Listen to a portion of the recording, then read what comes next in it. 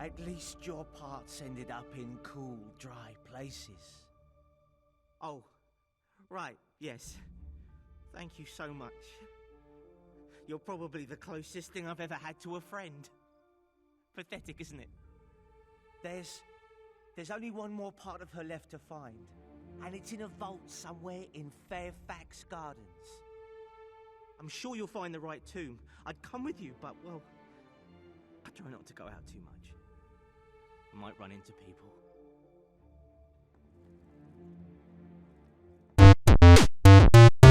Fable 2 recently made me rage quit. I talked in a few of my last videos about revisiting the classics, and immediately upon receiving my new Xbox I downloaded Apex Legends and have been gaming like a little goblin since. I also found this amazing MMORPG named Dragon Ball Online, which I'm definitely going to make a video on soon. But until then, I made a promise to relive some of the classics, and that's what I've been doing recently. I spend a few bucks here and there whenever I'm at my local game store to pick up some relics from the past. A couple of those recent picks were Fable 2 and 3, Ninja Gaiden 2, Dead Rising 1, 2, and 3, Shadow of Mordor, the Arkham Trilogy, and many more. Half of them I haven't even played. I've been a patient gamer for years. I wait till all the hype dies down, and instead of 60 bucks, I spend 5 or 10 and can get triple the amount of games. I only buy new releases when it's something I really want to jump on, or a project I really want to support. Enough about my gaming habits though. Without further ado, let's get into why Fable 2 made me rage quit. Before I even had my Xbox ordered, I had bought Fable 2 and Fable 3 because I just couldn't get them out of my mind. Specifically the dog interactions from Fable 2, the reaction system, and the weapons and magic.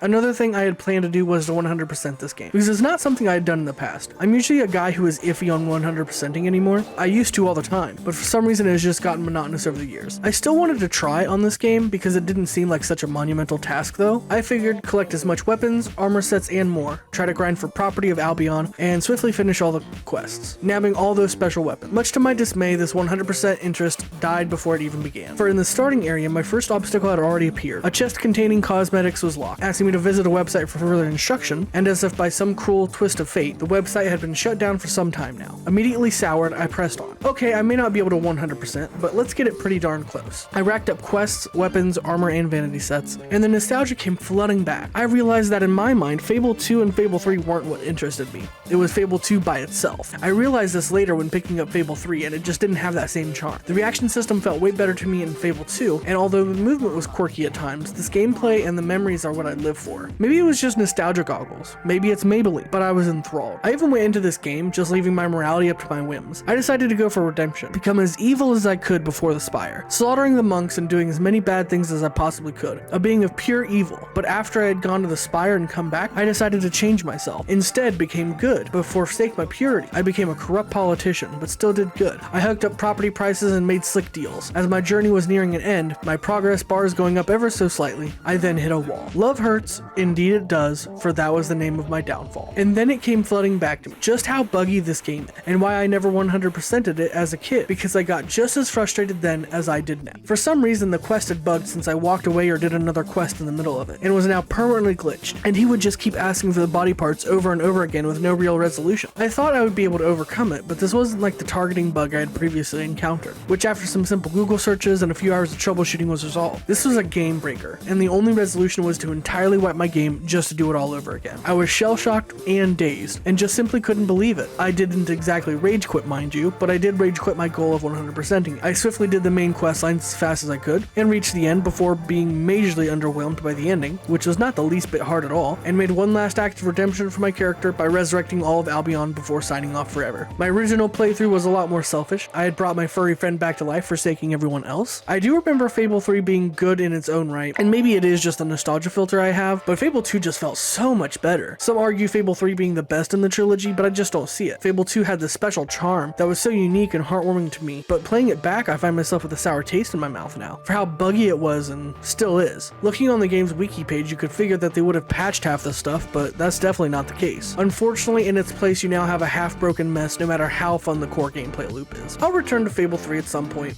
but for now, I have so many adventures to tend to, and I've been really stuck in this trilogy of gaming recently. Week-long wipes of Rust are my favorite, but they require an extreme amount of energy, and solo Rust is terrifying no matter how extremely rewarding it can be. I've been on the grind for Apex Legends, but every time I die a little bit inside as well. Solo squatting is never easy in that game either, especially when you're not the best FPS gamer, even if you've been playing FPS games for half your life. I've just always been a variety gamer, and will never hit the skill caps of some other players. I'm a simple guy. I like to go in for a few hot drops, try to improve and hit my shots better each time, and sometimes that's not enough for people. Circling back to this new MMORPG I discovered, I've never been that wild for MMORPGs in the first place, and I want to save my full in-depth analysis for a future video, but this one has really pulled on my heartstrings, and it's been soaking up a lot of my time as well. Even though it's really buggy and not translated well, and in the midst of all of this, I'm trying to make videos like this one on some of the most endearing classics I've come to know and love, and hope I can make some videos on that in the future. Some people may wonder why this channel has so many topics or essays about such contrasting genres, but in the end, this channel is just me and word vomit about the things I find interest, love or hate. I just like talking about gaming. Thank you so much everyone for tuning in. Don't forget to fable that subscribe button. Have a beautiful day everyone.